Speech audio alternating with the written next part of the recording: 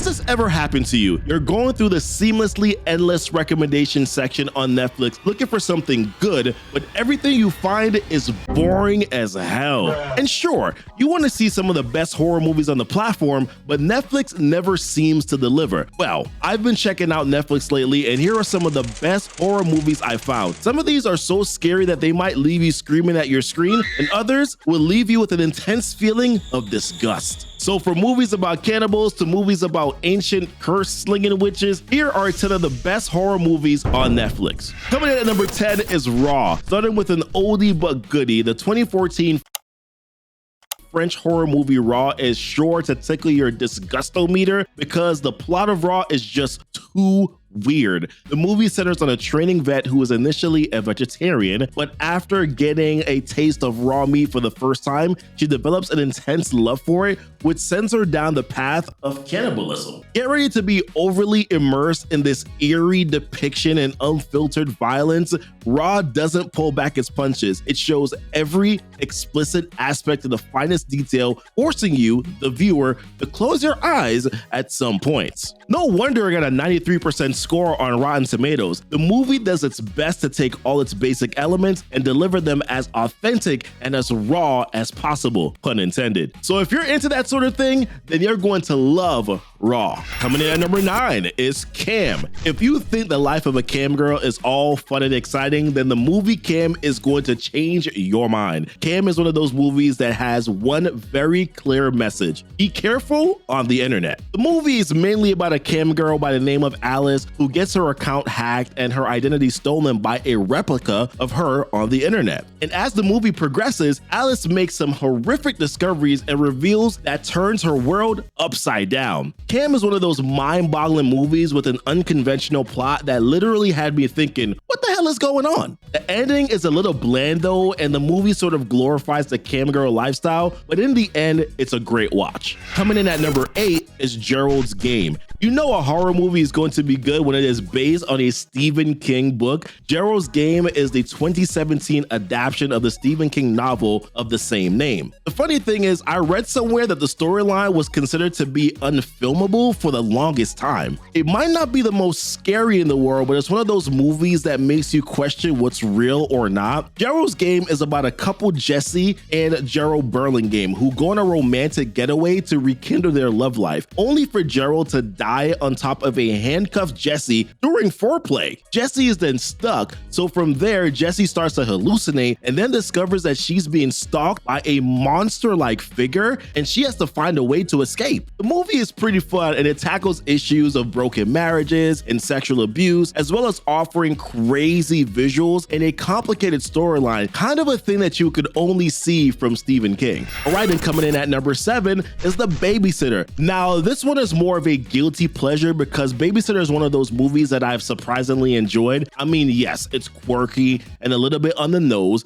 but the performances of the actors were pretty great, and I enjoyed the story more than I thought that I would. The movie follows Cole, a young reclusive boy played by Judah Lewis, who finds out that his beloved babysitter is part of a satanic cult hell-bent on sacrificing him for their own personal gain. The movie is more of a horror comedy with a little bit of a Home Alone influence. It features personalities like King Bach and Robbie Amell, and the movie would have otherwise been great in my memory if Netflix hadn't gone ahead and put out an unnecessary sequel. Coming in at number 6 is Guillermo del Toro Cabinet of Curiosities. Well, it wouldn't be a horror movies list without something from Guillermo del Toro, and I know Cabinet of Curiosities is more of a series than it is a full movie, but seen as each episode is anthological, I like to think of it as having 8 movies in one. Cabinet of Curiosities is really just a collection of standalone stories from renowned horror movie directors. The stories are captivating and filled with powerful messages like racism and confronting grief, which is something that I can definitely appreciate. My favorite story would have to be Graveyard Rats. It's about a grave robber who finds that his supposed loot is constantly being stolen by rats. He tries tries to stop this only to come face to face with a giant queen rat. It's also gritty and I just love it. So if you want to see some of the most bizarre stories on Netflix, then you should definitely check out Cabinet of Curiosities. Coming in at number 5 is The Invitation. If you're a fan of vampire movies with a saucy twist, then you're going to love this. The Invitation follows a strong-willed artist, Evie, who discovers that she has a bunch of relatives in a foreign land and gets invited to a wedding held by her new relatives. She eventually starts witnessing some strange things in the family estate and discovers that this so-called family is actually a group of vampires, but not just any vampire, they have Dracula himself. The movie is packed with a lot of big reveals and twists that you'll definitely enjoy, and the actors' performances are quite superb. You can also consider this as an invitation as well, by the way, to subscribe to the channel so you can always stay up to date on the best movies to watch on your favorite streaming platforms and lots more. Coming in at number 4 here is Veronica. Every once in a while, I stumble upon a non-English movie that's so good that it's hard to believe it's from another language. Veronica is a Spanish movie that's said to be based on a true story. It's about a girl who attempted to communicate with her dead father through a seance, but invariably ended up summoning a demon. The movie just has a way of sending chills down your spine with the jump scares and compelling storyline. Although it might not be so enjoyable for all of you English speakers because it is Spanish, if you look past it,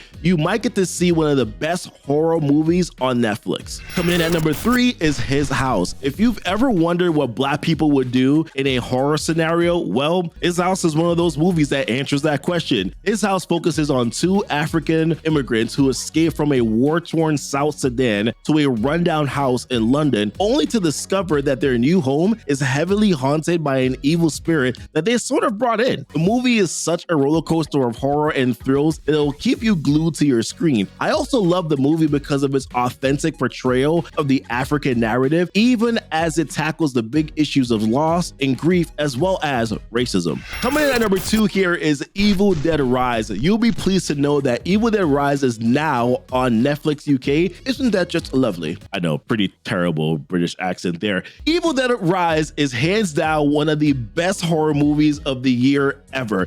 It perfectly encapsulates all the things we love from the original Army of Darkness, its subsequent sequels, and TV show, and the movie dials the horror to 100. It follows 2 sisters who suddenly find that most of their family have turned into demon zombies or deadites, and they do their best to survive the ordeal and save their family. The movie is packed with intense action, some extremely unnerving scenes, and overall spectacular visuals. It's a fitting sequel to the Evil Dead movie, and it's currently the highest grossing amongst all the other projects in this franchise. Now, for the number 1 spot, I'm actually going to give you 3 movies in one because that's how much I love you. The Fear Street Trilogy is a must-see if you're hoping to get some quality scares and explore different genres of horror. The 3 movies center on a group of teenagers who are working hard to break a curse on their town. The curse basically causes undead killers to come back to life and other hosts of supernatural catastrophes. The movies are filled with so much mystery and intrigue as each installment transitions from different horror subgenres like slasher to full-on supernatural fantasy. It's such a great time with Sadie Sink and One Piece live action star Emily Rudd bringing the heat.